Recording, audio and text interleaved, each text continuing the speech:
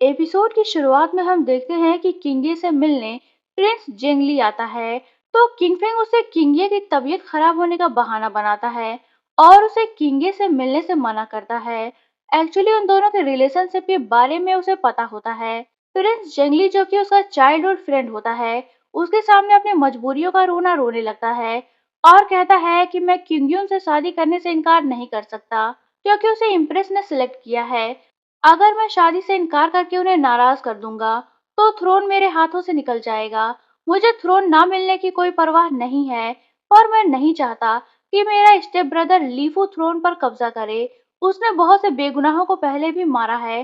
अगर वो किंग बन जाएगा, तो आम जनता पर और भी जुल्म करेगा। उसकी बातें सुनकर किंगफिंग उससे कहता है कि हालात आगे चलकर चाहे जैसे भी होंगे, मैं हमेशा तुम्हारे साथ रहूंगा। इसके बाद जब प्रिंस वहां से चला जाता है, तो किंगफिंग के पास उसका असिस्टेंट आता है और उसे बताता है कि जिन लोगों ने किंगे को मारने की कोशिश की थी, उनके बारे में हमें खबर मिली है कि वो मार्केट प्लेस के एक क्लब में मौजूद हैं। उसकी बातें सुनकर किंगफिंग उसके साथ उस क्लब में जाता है, तो वहां वो देखता है कि एक स्ट्रेंजर बंदे के साथ वही ओल्ड मैन मौजूद होता है जो उन्हें कैरेज ड्राइवर के घर के बाहर मिला था। उन दोनों बंदों को किंगफिंग की मौजूदगी का एहसास हो जाता है और वो उसका ध्यान बांटकर खिड़की से भाग जाते हैं। किंगफिंग उस स्ट्रेंजर बंदे का पीछा करता है और वो उड़ता हुआ काफी फास्ट भाग रहा होता है और देखते ही देखते किंगफिंग की नजरों से ओझल हो जाता है। उसके इस तरह गायब हो जाने से किंगफिंग को उसके मॉन्स्टर होने का शक होता है और उसे किंगे की फिक्र होती है। इस पर वो तुरंत किंगे को देखने जाता है। जैसे ही वो उसके रूम के अंदर जाता है, वो देखता है कि चारों तरफ लकड़ी के टुकड़े और कई तरह के कबाड़ फैले पड़े होते हैं और किंगे कुछ बना रही होती है। वो उससे पूछता है कि तुम क्या कर रही हो। इस पर वो उसे कोई जवाब नहीं देती और अपने काम में लगी रहती है। एक्चुअली वो अपने कम्युनिकेटर को ढूंढने के लिए एक मशीन बना रही होती है। जब वो अपनी मशीन पूरी तरह से बना लेती है, तो वो पीछे मुड़कर किंगफिंग को देखती है, तो वो पोछा लगा रहा होता है। उसने उसका फैलाया हुआ सारा कबाड़ साफ कर दिया था। ये देखकर वो हैरान रह जाती है। इसके बाद वो अपनी बनाई मशीन लेकर कम्युनिकेटर को ढूंढने निकलती है, तो वो अपने सामने मेड सर्वेंट जीली को देखती है। इस पर वो उसे अपनी मैजिकल ईट से बेहोश करके वहां से निकल लेती है। इधर जियाओ सैंग अपने बेवकूफ स्टूडेंट्स की टोली लेकर जंगल में उन्हें मार्शल आर्ट सिखाने के लिए गया होता है। तभी वहां उसे कम्युनिकेटर मिल जाता है। इतने में वहां आबू भी पहुंच जाती है। उसकी आंखें और चेहरा दोनों ब्लू कलर में चमक रहा होता है, जिसे देखकर जियाओ सैंग डर जाता है और भागने लगता है। तो किंगे भी उसका पीछा करने लगती है। इधर फैंटम स्मोक बंदा सारे स्टूडेंट्स को बेहोश करके अपने वश में कर लेता है। तभी वहां किंगे पहुंचती है।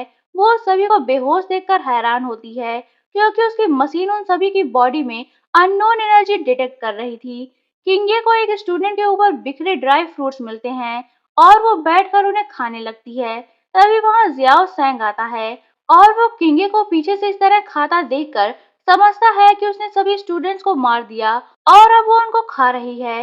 इस पर वो काफी डर जाता है और भागता हुआ सीधा किंगफिंग के पास जाता है और उसे बताता है कि जंगल में एक भूतनी आई हुई है जिसने सारे स्टूडेंट्स को मार डाला और वो उनको खा रही है। उसकी बातें सुनकर किंगफिंग समझ जाता है कि हो ना हो उसने जरूर किंगे को देखा है।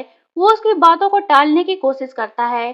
तभी वहां जियाओ सैंग के पीछे भागती हुई किंगे भी आ जाती है और वो वहां आते ही जियाओ सैंग को दौड़ा दौड़ा कर मारने लगती है। इस पर किंगफिंग उसे पकड़ लेता है। वो उसे कम्युनिकेटर वापस देने के लिए कहती है। जियाओ सैंग कहता है कि ये वही भूतनी है जो मुझे अभी जंगल में मिली थी, इसी ने सबको मारा है। इस पर आबू कहती है कि मैंने किसी को नहीं मारा ब्रदर, मैं वापस घर जाना चाहती हूँ। इतना कहकर वो मेमोरी लॉस होने की भरपूर एक्टिंग करते हुए बेहोश हो जाती है। उसके इस मैनरलेस बिहेवियर को देखकर वहां मौजूद कॉर्नक्यूबिन मदर हैरान रह जाती हैं और गुस्से में उसे पूरा दिन स्टोर रूम में बंद करने की पनिशमेंट देती हैं। किंगफिंग उनसे किंगे को माफ करने के लिए कहता है और वो उसकी एक नहीं सुनती और उसे स्टोर रूम में बंद करवा देती हैं।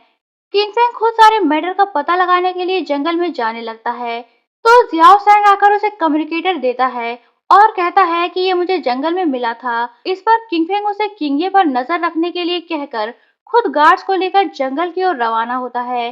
इधर स्टोर रूम में बंद आबू से मिलने कैप्टन डुओ पहुंचते हैं और उसे कम्युनिकेटर मांगते हैं। इस पर वो उन्हें बताती है कि कम्युनिकेटर उसके पास नहीं बल्कि जियाओ सैंग के पास है। वो उन्हें ये भी बताती है कि जंगल में बेहोश पड़े मार्शल आर्ट स्टूडेंट की बॉडी में उसके एनर्जी डिटेक्टर ने कुछ अननोन एनर्जी डिटेक्ट की थी, जो कि उसे काफी अजीब बात लगी। इस पर कैप्टन डुओ से बताते हैं कि स्पेसशिप की क्रैश हो जाने से उसमें बंद प्रिजनर्स आजाद हो गए हैं। शायद ये उनका काम था।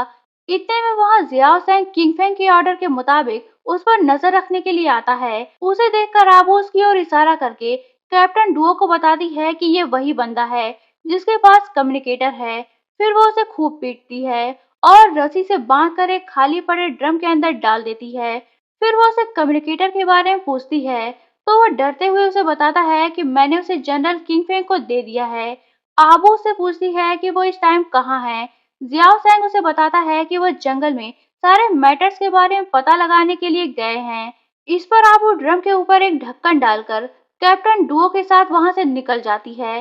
इधर किंगफिन जंगल में पहुंचता है तो वो वहां स्टूडेंट्स की बॉडी पड़ी हुई देखता है। वो उन्हें चेक करता है और सारे गार्ड से उन्हें वापस घर ले चलने के लिए कहता है, पर तभी उन्हें होश आ जाता है। वो सभी एक अनजान ताकत के वश में होते हैं और वो किंगफिन समेत सारे गार्ड्स पर हमला कर देते हैं। किंगफिन खुद को छुड़ाकर फुर्ती से दोबारा उन सबको बेहोश कर देता है। तभी वहां फिर से वही फैंटम स्मोक बंदा आता है और किंगफिन पर हमला करने की कोशिश करता है। इस बार किंगफिन मुड़ता है और उसके लॉकेट से एक नीली रोशनी निकलती है, जिसकी वजह से दोबारा से उसे वहां से भागना पड़ता है। जिस पर किंगफिन हैरान होता है। यहीं ये पार्ट एंड होता है। तो दोस्तों, अगर आप जानना चाहते हैं कि कहानी में आगे क्या हुआ, तो बने रहिए मेरे साथ। और अगर आपने अभी तक चैनल को सब्सक्राइब नहीं किया है, तो चैनल को सब्सक्राइब करके बेल आइकन पर क्लिक कर लीजिए, ताकि आपको हमारे आने वाली वीडियोस की इंस्टेंट नोटिफिकेशंस मिलती रहे। तो मिलते हैं नेक्स्ट वीडियो में। तब तक के लिए take care and good bye.